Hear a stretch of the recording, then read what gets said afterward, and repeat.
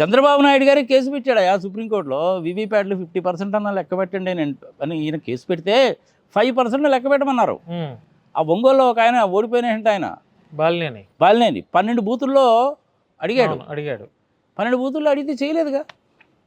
కానీ ఏదో ఒక రోజు ఈ విషయం బయటకు వస్తుంది. దీని గురించి ఎలన్ మస్క్ కూడా కామెంట్ చేశాడు. సరే, ఎలన్ మస్క్ అంటే వ్యాపారస్తుడు, ఆయన అమెరికా వాడు, మనం పట్టించుకోవాల్సిన పని లేదు. కానీ నాలాంటి వాళ్ళు చెప్తున్నారుగా, నేను 7-8 వీడియోలు చేశాను. ఈ సాఫ్ట్వేర్ ఎట్లా రాస్తారు, ఎట్లా లోడ్ చేస్తారు, ఎట్లా టెస్ట్ చేస్తారు, ఏమిటి సంగతి సమాచారం. ఈవీఎంలను మేనేజ్ చేసిన మాట వాస్తవం. ఇది ఎవరు చెప్పాలి మరి? మోడీ గారు కానీ అమిత్ షా గారు కానీ చెప్పాలి. నువ్వు నేను ఎంత చర్చడి కేసులు వేసినా, నేను లాంటి వాళ్ళు కేసులు పెట్టినా ఏమీ ఉపయోగం ఉండదు. వాళ్ళు చెప్పరు. అంతే. దొంగతనం చేసినాడు నేను దొంగతనం చేశానని చెప్తాడా? చెప్పడు కదా. మరి ఈవీఎంలని మేనేజ్ చేయడము అంటే దొంగకి తాళాలు ఇవ్వడమే. అంతే. ఇంకా అసలు డెమోక్రసీ ఎందుకు, ఓటింగ్ ఎందుకు?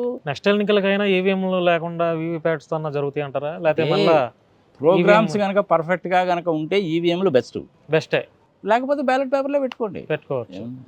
ఒకప్పుడు అలాగే జరిగినాయి కదా సార్, బ్యాలెట్ పేపర్తోనే కదా. భారతదేశానికి స్వతంత్రం వచ్చినప్పుడు మన దేశ పాపులేషన్ 36 కోట్లు. అందులో ఓటు హక్కు ఉన్న వాళ్ళు 20 కోట్లు ఉంటారు. ఓటు వేసిన వాడు 10 కోట్లు, అంతకంటే ఎక్కువ ఉండరు. మరి ఇప్పుడు ఎట్టా? అదే కదా. ఇప్పటి వరకు మన దేశ జనాభా ఎంతో మనకు తెలియదుగా. చాలా విచిత్రమైన విషయం. ఇంతకంటే దారుణమైన పని అప్రాక్సిమేట్ గా చెప్తున్నారు తప్ప పర్ఫెక్ట్ గా ఎవరో ఫిగర్ చెప్పండి. ఎందుకులేండి. ఐ థింక్ మన 16వ తారీఖు నోటిఫికేషన్ ఇచ్చారు కదా, జనాభా లెక్కలు చేస్తారు. కులాల బేసిస్గా, కులాల వారీగా జనాభా లెక్కలు చేయమన్నారు ఈసారి. మంచిది. కులాల వారీగా. సార్, తెలంగాణలో కవిత గారు కొత్త పార్టీ పెట్టారు.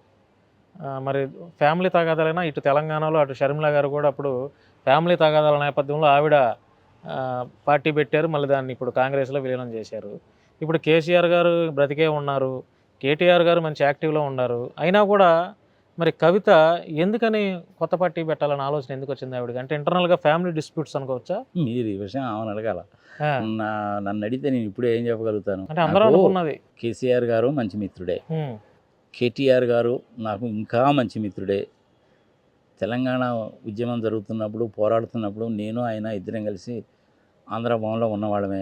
సాయంత్రం పూట టీ దాక్కుంటూ గేట్వే ఆఫ్ ఇండియా దాకా నడిచిన రోజులు ఉన్నాయి. సరే, అధికారంలోకి వచ్చిన తర్వాత ప్రోటోకాల్స్ మారిపోతాయి. మనం ఫోన్ చేసినా వాళ్ళు ఎత్తుకోరు. దడిదడి ఈవెన్ అంటే వాళ్ళ మేనల్లుడు ఉన్నాడు కదా, ఆయన పేరు ఏంటంటే మనం మర్చిపోయాను నేను. హరీష్ రావు. ఆయన కూడా అంతే. అందరూ అలాగా ఉంటారు. రాజకీయ నాయకులు ఎప్పుడు ఎలా ఉంటారంటే, అధికారంలోకి వచ్చిన తర్వాత ఇలాంటి జర్నలిస్ట్ని మాలాంటి వాళ్ళని వాడుకుంటారు. ఎలక్షన్లు అయిపోయి అధికారంలోకి వచ్చిన తర్వాత నువ్వు ఫోన్ చేస్తే కూడా ఎత్తుకోరు. ఫోన్ నెంబర్లు కూడా ఉంటాయి, కొత్త ఫోన్లు వాడతారు కానీ ఎత్తుకోరు. కారణం ఏంటంటే ఏమడుగుతారో, ఎందుకు వచ్చిన బాధ ఎత్తుకోరు. మరి అలాంటప్పుడు మనమే విశ్లేషించుకోవాలా. మనం వీళ్ళ తరఫున మాట్లాడవచ్చా, వీళ్ళతో పాటు వెళ్ళొచ్చా అంటే వెళ్ళడం అంత బుద్ధి తక్కువ పని లేదని చెప్పి నాకు 40 ఏళ్ళ అనుభవంతో నేను చెప్తున్నాను. వచ్చారు అంటే మటుకు వాళ్ళు మిమ్మల్ని దగ్గరికి కూడా రాని. పైగా ఏమంటారంటే, మేమేమన్నా మిమ్మల్ని రమ్మన్నామండి, మీకు జిలబుట్టు మీరు వచ్చారు కానీ అనేటువంటి మాట మాట్లాడతారు. ఏమన్నా కేసులు ఉన్నాయా సార్ మీ మీద? నా మీద ఏం కేసులు లేవు. అంటే చాలా విషయాల మీద స్పందిస్తూ ఉంటారు కదా. ఇప్పుడు నోరు తెరిచి భావ ప్రకటన, ఫ్రీడమ్ ఆఫ్ స్పీచ్, ఇప్పుడు మనం అంబేద్కర్ గారు ఇచ్చినటువంటి హక్కుతో మనం మాట్లాడినా కూడా కేసులు అవుతున్నాయి. అదే నేను ఇందాక చెప్పా కదా బాను, నీకు ఏమీ కనుక దొరకకపోతే చివరికి schedule tribe, schedule caste, atrocity కేసులు కూడా పెడతారు. నా మీద ఇంతవరకు ఎవరు కేసులు పెట్టలేదు. ఏ కేసు లేదు. నాకు తెలిసినంత వరకు నా మీద పెట్టరు, పెట్టేంత ధైర్యం కూడా చేయరు. ఎందుకంటే నా కుటుంబ నేపథ్యం అలాంటిది. మీరు సిపిఐ నారాయణ గారిని నా కుటుంబ నేపథ్యం అడగనే చెప్తాడు, బుచ్చే చౌదరి గారిని అడగనే చెప్తాడు, పత్తిపాటి పుల్లారావు గారిని అడగనే చెప్తాడు, కొలికపూడి శ్రీనివాసన్ అడగని చెప్తాడు. అబ్బా, తిరువురు ఎమ్మెల్యే ఆయన మీద బాగా వ్యతిరేకత వస్తుంది కదా. ఎప్పుడన్నా విజయమ్మ గారిని అడిగితే ఆమె కూడా చెప్తుంది. రఘురామకృష్ణరాజు గారిని అడగని చెప్తాడు. మరి ఆయన స్పీకర్గా అయిన తర్వాత ఏమైనా కలిసారా? కలవలేదు. మంచి మిత్రుడే. నాకు కూడా ఒకప్పుడు అభినందించారు. ఏబిఎన్ ఛానల్లో కూర్చొని నా గురించి కూడా పాపం యూరోపియన్ రెడ్డి అని ఒక మంచి బిరుదు కూడా ఇచ్చాడు నాకు. అది ఏదో ఒక చిన్న విషయం. అది నేనేదో ఆయన్ని ఏకవచనంతో సంబోధించానంట, అందుకని అన్నాడు ఆయన. తర్వాత ఢిల్లీ వెళ్ళినప్పుడు కలిశాను. ఏంటండి రఘురామకృష్ణరాజు గారు, ఆ రోజు ఆయన బర్త్డే, నేను కలిసిన రోజున, ఏందండి ఏదో నాకేదో బిరుదు కూడా ఇచ్చారు, బాగానే ఉంది, యూరోపియన్ రెడ్డి అని.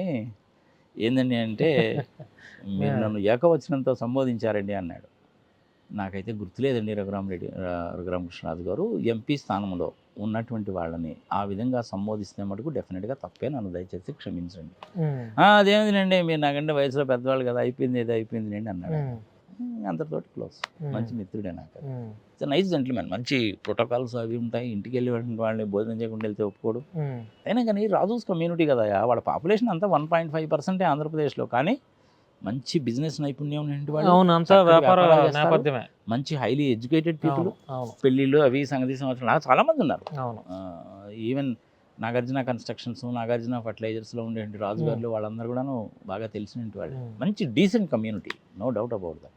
అంటే నేను రెడ్డి కమ్యూనిటీ అయినా కానీ అది మంచి డీసెంట్ కమ్యూనిటీ. నేను ఎందుకు చెప్తున్నాను అంటే వాళ్ళ మీద నాకు చూశారు కాబట్టి మీకున్నటువంటి అభిప్రాయం. చూశాను కదా. ఏముంది రఘురామకృష్ణరాజుకి నాకు వచ్చింది ఏముంది, చిన్నది ఏకవచనంతో సంబోధించానంట. ఆయన దానికి పట్టుకున్నాడు. ఆయన క్షమించండి సార్ నేను ఏకవచనంతో అంటే నన్ను అయిపోయింది కదా అంతటితో, ఒక నిమిషంలో అయిపోయిన వ్యవహారంగా. దానికోసం అని చెప్పి schedule tribe schedule caste act తీసుకొచ్చి అందులో సెక్షన్లు ఎదికి కేసులు పెట్టాల్సిన పనే ఉంటుంది. ఇప్పుడు బుచ్చే చౌదరి గారు ఉన్నారు, నాకంటే వయసులో పెద్దవాడు. నేను ఆయన అభిమానిస్తాను, గౌరవిస్తాను. లాస్ట్ ఇయర్ ఫిబ్రవరిలో నాకేదో 12 రాజమండ్రి వెళ్ళినప్పుడు నేనే పర్సనల్గా వెళ్ళి ఆయన్ని కలిశాను. నేను మంచివాడు పాపం. మా ఇంట్లో ఎవరు లేకపోతే పాపం ఆయన టీ తీసుకొచ్చి ఇచ్చాడు నాకు పాపం.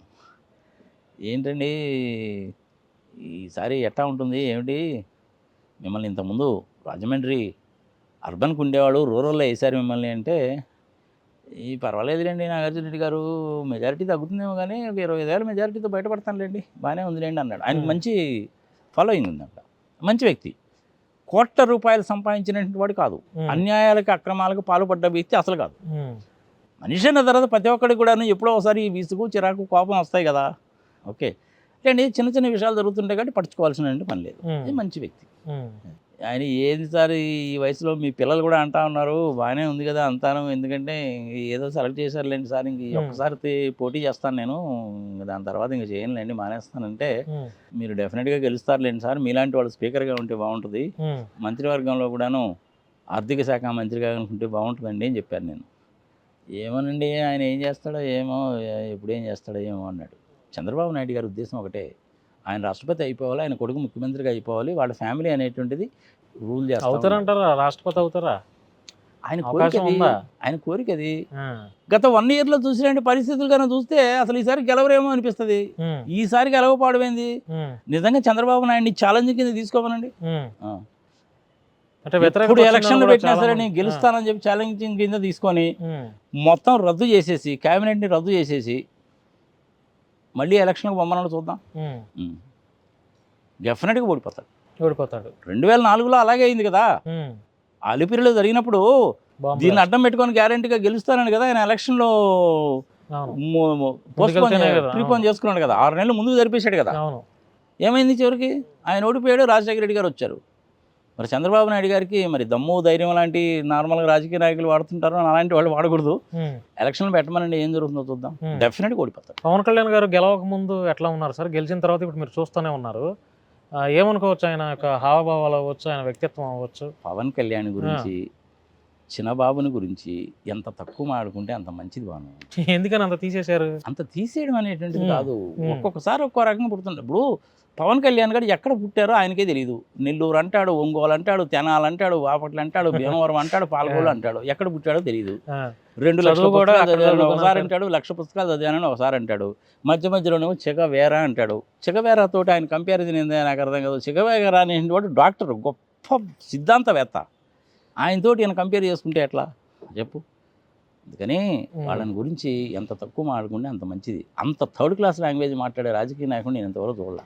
సరే చిన్నబాబు అంటావా, తీసే పాపం పిల్లోడు, ఏదో పెద్ద పట్టించుకోవాల్సిన పని లేదు, ఏదో ఎర్ర పుస్తకం అని చెప్పి సంకలో పెట్టి తిరుగుతుంటాడు.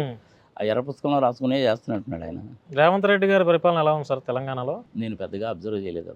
కానీ ఆయనకి వచ్చినటువంటి బ్యాడ్ నేమ్ ఏంటంటే హైడ్రాలో బ్యాడ్ నేమ్, చాలా బ్యాడ్ నేమ్ వచ్చింది. చాలా బ్యాడ్ నేమ్ వచ్చింది. సరే ఇప్పుడు కేసీఆర్ గారు ముఖ్యమంత్రిగా ఉన్నప్పుడే ధనిక రాష్ట్రం అనే పేరు ఉన్నటువంటి తెలంగాణ అప్పుడు రాష్ట్రం అయిపోయింది. మరలా ఆయన వచ్చే అవకాశం ఉందంటారా కేసీఆర్ గారు నెక్స్ట్? ఇంకా ప్రజలకు వేరే ఆల్టర్నేటివ్ ఏముంది? వాళ్ళు కాకపోతే ఇల్లు, వీళ్ళు కాకపోతే వాళ్ళు. కానీ బీజేపీ వాళ్ళ స్ట్రాటజీ ఏంది అంటే ఏదో ఒక రోజు 2 రాష్ట్రాల్లో మన జెండా పాతాలి అని. ఆల్రెడీ అక్కడ పాతేయడానికి ఇప్పుడు 20 సంవత్సరాల నుంచి ఆంధ్రాలో అడుగు పెట్టారు. తెలుగు రాష్ట్రాల్లో వల్ల అది పవన్ కళ్యాణ్ గారి రూపంలో బీజేపీ ఎంటర్ అయిపోయింది. ఆల్రెడీ 10 సీట్లు 9 సీట్లు వచ్చేసినాయి. నెక్స్ట్ ఇంకొక 20 సీట్లు అడుగుతారు. ఆంధ్రప్రదేశ్, తెలంగాణ, కేరళ, తమిళనాడు, పాండుచ్చేరి ఈ రాష్ట్రాల్లో కుదరదు. ఈవెన్ వెస్ట్ బెంగాల్లో కూడా కుదరదు. పెరిగారు. నెక్స్ట్ కూడా బీజేపీ ప్రజలందరూ అనుకోవడం ఏంటంటే ఇప్పుడు ఈ మధ్య పాస్టర్స్ మీద కూడా అటాకులు దారుణాలు కూడా జరుగుతున్నాయి. పాస్టర్స్ క్రిస్టియన్స్ యూనిటీ కూడా చాలా మంది క్రైస్తవులు కూడా పాస్టర్ మొన్న ప్రవీణ్ పగడాల గారిని ఒక ఆయన చంపేశారు.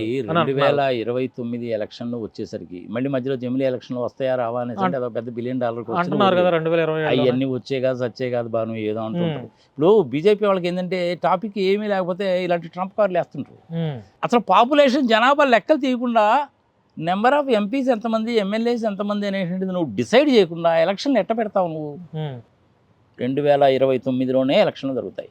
అంతే. ఇంచుమించుగా 750 మంది ఎంపీలు ఉంటారు. అందులో నార్త్ ఇండియాలో ఎంపీలు ఎక్కువ అవుతారు, సౌత్ ఇండియాలో ఎంపీలు తక్కువ అవుతారు. ఇది గుర్తుపెట్టుకోవాలి ప్రజలు. గట్టిగా గనక మనం గనక పోరాడకపోతే సౌత్ ఇండియాకి చాలా అన్యాయం జరుగుతుంది. ఇప్పుడే చాలా అన్యాయం జరుగుతుంది పన్నుల విషయంలో. ప్రజలు జాగ్రత్తగా ఉండాలి. ఎస్పెషల్లీ మీలాంటి యంగ్స్టర్స్ జాగ్రత్తగా ఉండాలి. 1971లో ఏంటంటే చిన్న కుటుంబము చింతలు లేని కుటుంబం అని చెప్పారు కాబట్టి మనందరం ఫ్యామిలీ ప్లానింగ్ పాటించాం. కానీ నార్త్ ఇండియాలో అక్కడ ఏంటి తిని బీబీ తీసి వచ్చే ఏదో ఎత్తిప్రతల కోసం చెప్తున్నాను నేను. ఒక్కొక్కరికి 7, 8 మంది 10 మంది పిల్లలు. వాళ్ళ పాపులేషన్ ఇలా పెరిగిపోయింది, మన పాపులేషన్ ఇట్టుంది. అదే పాపులేషన్ని జనాభాని తీసుకొని నువ్వు ఫైనాన్స్ కమిషన్ వాళ్ళు ఏ రాష్ట్రానికి ఎంత ఇవ్వాలని కానీ డిసైడ్ చేస్తే డెఫినెట్గా మనం నష్టపోతాం. ట్యాక్సులు వెళ్ళేదేమో మన దగ్గర నుంచి వెళ్తాయి. ఇప్పుడు మన తెలంగాణ నుంచి 100 రూపాయలు కనుక పోతే తెలంగాణకు వచ్చేది ₹3.60. కేరళ వాళ్ళకైతే ఇంకా దారుణం. అదే 100 రూపాయలు నీకు ఉత్తరప్రదేశ్ నుంచి వస్తే తిరిగి వాళ్ళకి ₹18 పోతాయి. ఇది న్యాయమా ధర్మమా? మీ యంగ్స్టర్స్ ఉపయోగించుకోరు. మాదేముందో 60 సంవత్సరాలు దాటిన వాళ్ళము పోతాము. మీరు మీ పిల్లలు రోడ్డు మీద పడి బొచ్చ పట్టుకొని అడుక్కు తింటారు తెలిసిన, అణగదొక్కి పారేస్తారు మిమ్మల్ని. క్వశ్చన్ చేస్తుంటే మరి కేసులు పెడుతున్నారు, చంపేస్తున్నారు. మరి అదే కదా వచ్చింది ప్రాబ్లం. ఇందాక అడిగా మోడీ గారిని గురించి ఏమిటండి, మోడీ గారిని గురించి నువ్వు కనుక వ్యతిరేకంగా కనుక మాట్లాడావు అంటే దేశద్రోహి, అర్బన్ నక్సలైటు, రూరల్ మావోయిస్టు, చోటే మోటే గ్యాంగు, టుకుడే గ్యాంగు, ఇదే పదాలు కేసులు. మన ఆంధ్రప్రదేశ్లో అట్ట కేసులు పెడతారు, వాళ్ళు కూడా అట్నే కేసులు పెడతారు. అందులో వాళ్ళ చేతుల్లో ఏంది? NIA ఉంది, ED ఉంది, ఇన్కమ్ ట్యాక్స్ ఉంది, GST ఉంది, ఇన్ని ఉన్నాయి.